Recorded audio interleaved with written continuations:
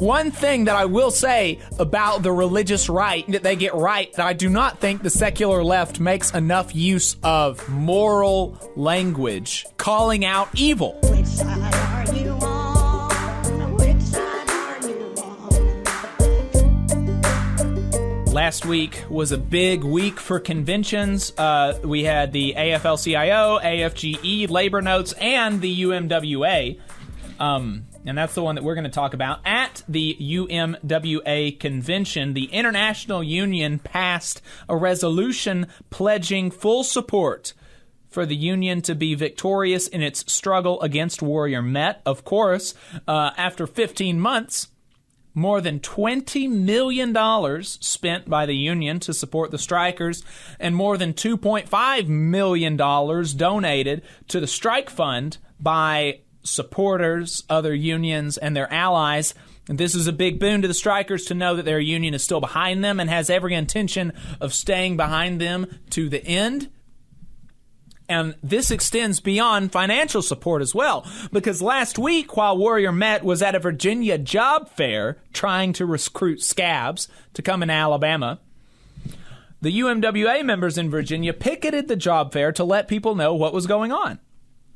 According to Hayden Wright, auxiliary president here in Alabama, most all folks left after learning what was going on. That's very good news. You should not be scabbing. Scabbing is bad. It's still, of course, obviously not going to be easy, though. And despite what we told y'all a while back, with BlackRock calling on Warrior Met to end the strike because they have missed out on $1 billion in potential revenue, Warrior Met is still obstinate. And let's remember that, what does it mean that they lost $1 billion in potential revenue? That doesn't mean that they're like $1 billion in the red. They are actually, because the price of steel has skyrocketed, even though Warrior Met is only operating at 20 to 30% capacity because they can't get enough people to cross the picket line to run at 100% capacity, even though they're only running at 30% capacity, they are getting profits. They are getting enough revenue to cover their expenses and make a little bit of profit. But if they had just negotiated a fair contract with the UMWA, with these Alabama workers a year ago, they could have had $1 billion more.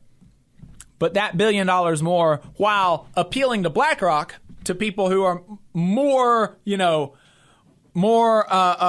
purely interested in profits, Warrior Met is ideologically opposed to their workers having good things. I mean, I said this the last time I think I talked about Warrior Met. One thing that I will say about the religious right is that, and one thing that they get right about the secular left is that I do not think the secular left makes enough use of moral language in that calling out evil, in saying when things are wicked and evil, like actually, ontologically evil. I think that this company, Warrior Met, is wicked. And that's something that I don't think that the left maybe does enough. They don't use that kind of moral language as much as the right. Maybe we should start using it. Hayden Wright tweeted out, but to illustrate this, Hayden Wright tweeted out last week a screen cap from the UMWA's NLRB filing against Warrior Met Coal that really showed, in my view, the depravity of the enemy here. A quote from Warrior Met's negotiator.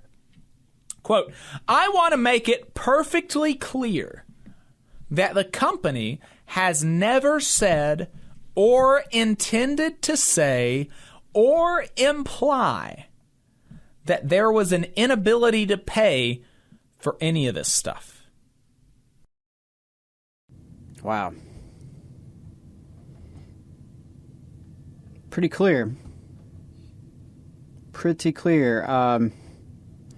I wanted to jump in here to also mention AL.com just had an article come out this week that the Black Warrior Riverkeeper Environmental Group has filed a notice of intent to sue Warrior Met Coal because of their pollution.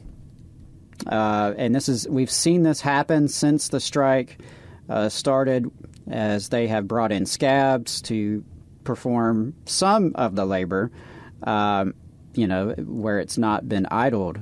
But we've seen the environmental impact grow much worse during this strike. Makes sense. You have people from out of state who don't live there in that community. They're not necessarily going to be impacted by that pollution. You have people who are less trained, who don't have the skill set necessary to do the job in the way that these miners have been doing the job for so long. So not surprising to see this kind of environmental damage.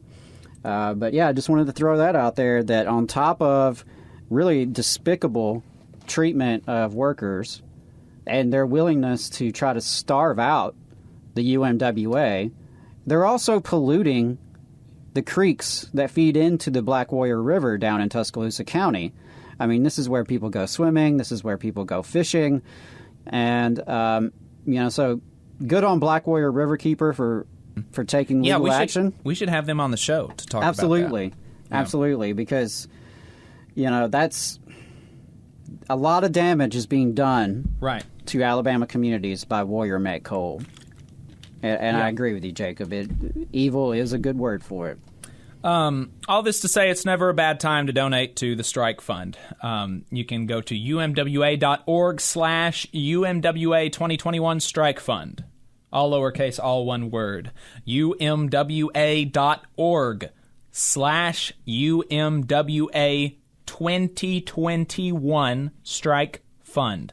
Or paypal.com/paypalme/UMWA strike pantry. Go to either of those and donate. It'll go directly to support the striking miners down there in Brookwood. You just saw a clip from the Valley Labor Report. We are live every Saturday morning from 9:30 a.m. till 12:30 p.m. And we pride ourselves on keeping all of our content free to everybody so that we can talk to as many working folks as possible. If you support the work that we're doing, you think that it's important, you think that it's good, then consider making a monthly contribution to the project, and you can do that on our website, tvlr.fm.